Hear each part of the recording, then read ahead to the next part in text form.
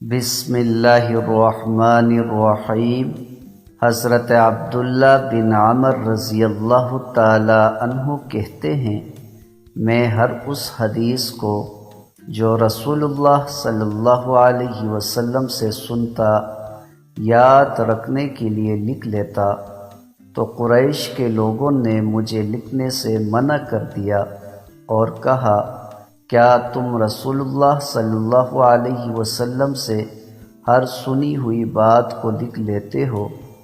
حالانکہ رسول اللہ صلی اللہ علیہ وسلم بشر ہیں، غصے اور خوشی دونوں حالتوں میں باتیں کرتے ہیں، تو میں نے لکھنا چھوڑ دیا۔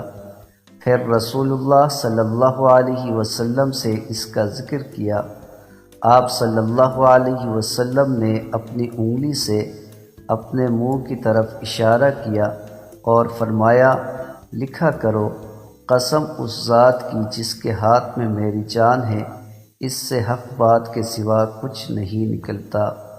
حضرت ابو ہریرہ رضی اللہ تعالی عنہ کہتے ہیں کہ رسول اللہ صلی اللہ علیہ وسلم نے فرمایا، جس شخص نے ایسا علم صرف دنیاوی مقصد کے لیے سیکھا جس سے اللہ تعالیٰ کی خوشنودی حاصل کی جاتی ہے، تو وہ قیامت کے دن جنت کی خوشبو تک نہیں پائے گا۔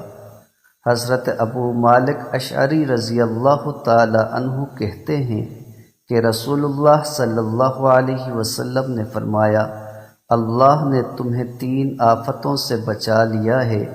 ایک یہ کہ تمہارا نبی تم پر ایسی بد دعا نہیں کرے گا کہ تم سب ہلاک ہو جاؤ۔